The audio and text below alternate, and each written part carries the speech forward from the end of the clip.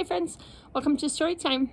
Today we're going to read a book called Not This Turkey, and it's a PJ Library book. And what happens in this book is there's a family who is kind of new to the United States, and they don't really know a whole lot about our Thanksgiving traditions. So it ends up being a little bit funny what happens as they get ready to celebrate Thanksgiving. So let's take a look at Not This Turkey. Make sure you can see the whole page there. Written by Jessica Steinberg and pictures by Amanda Pike. When I was still a baby, my family moved to the United States.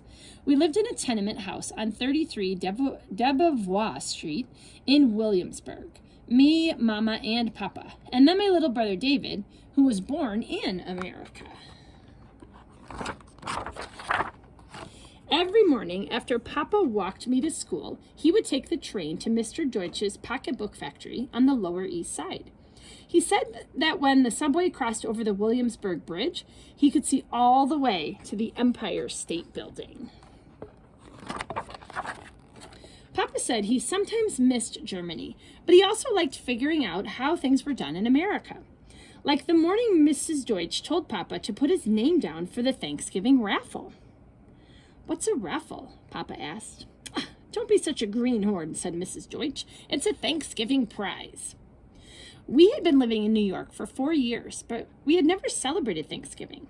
Mama made stuffed cabbage and noodle kugel for our holidays. But that day, Papa said to Mrs. Deutsch, "Why not? New country, new celebrations."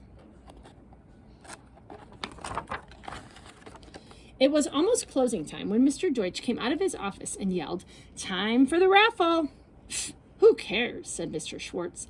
"That cheapskate Deutsch is probably giving away a sack of potatoes." But Papa had a funny feeling in the pit of his stomach, like the way he felt when we got our visas to come to America. Mr. Deutsch put his hand into the cardboard box and pulled out a piece of paper. "And the winner is," announced Mr. Deutsch, "Baruch Silberklang!" Everyone clapped. Papa couldn't believe it. He'd won. "Mazel tov, Mr. Silberklang," called Mr. Deutsch. "You can celebrate Thanksgiving this year." Mr. Deutsch came out of the office lugging Mrs. Deutsch came out of the office lugging a huge turkey behind her. "Here you go, Silberklang," said Mr. Deutsch. "Your very own turkey."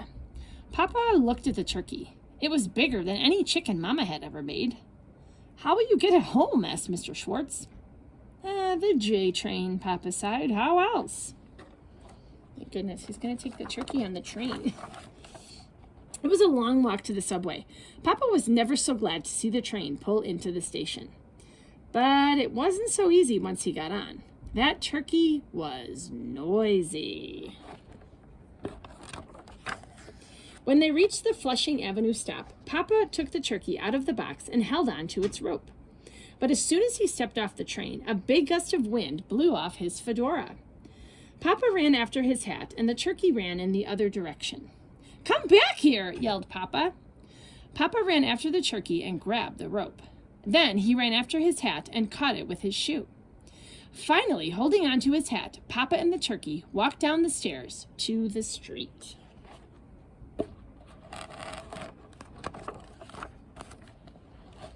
All the neighbors stopped to stare at Papa and his turkey when he walked down our street. "What you got there, Mr. Silberklang?" asked Mrs. Caparimo. Papa just smiled at her and pulled the turkey up the stairs to the 4th floor where we lived. He opened the door and called out, "Rivka, Mel, come see what I brought home today." "Was ist das?" asked Mama. "It's for Thanksgiving," said Papa. I knew all about eating turkey on Thanksgiving, but I couldn't believe we got to have a real live bird in our house. The turkey followed me around the apartment all afternoon, gobbling.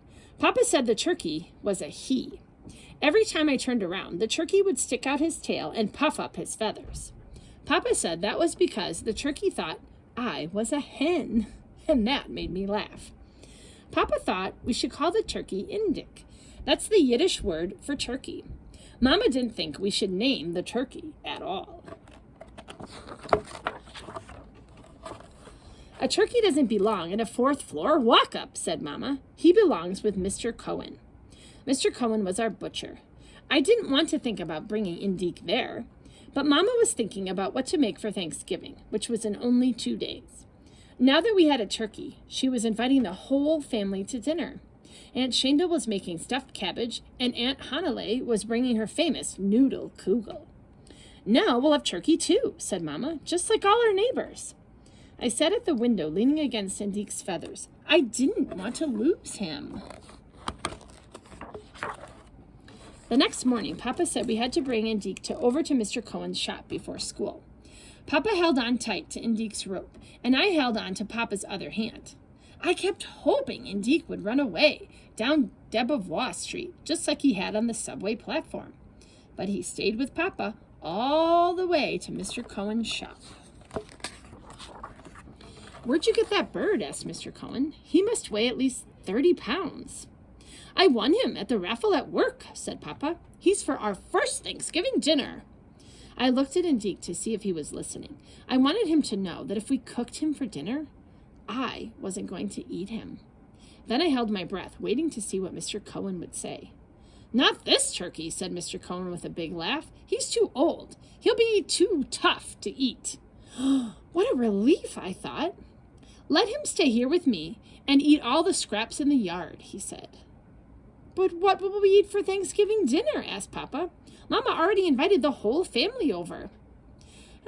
Stick with the side dishes, said Mr. Cohen. They're the best part of the holiday. I ran home after school to tell Mama we wouldn't be having Indique for Thanksgiving dinner.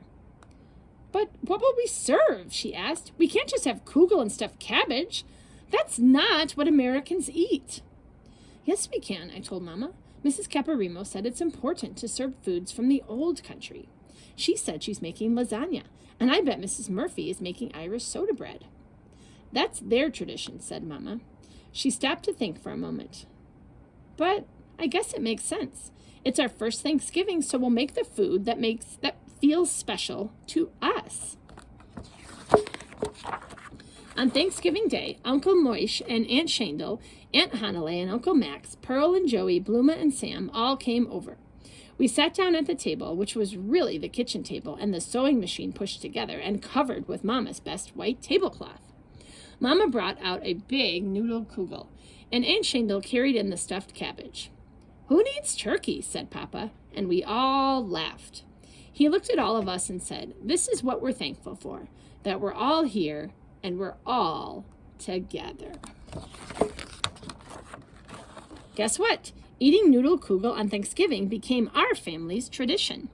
And Indique liked it too. I brought him a big piece the next day, and he ate it all up. Oh, and there's a noodle kugel recipe at the end. All right, friends. So in this book, the family talked about how they have some Thanksgiving traditional foods that they like to eat that maybe are not as common here in the United States. And I'm wondering if your mom has any kind of special recipe that has been in your family for a really long time and that she makes on a special occasion, like Thanksgiving or another holiday. Why don't you tell me about a favorite food that either your mom or someone in your family makes? All right, friends, see you next week. Bye.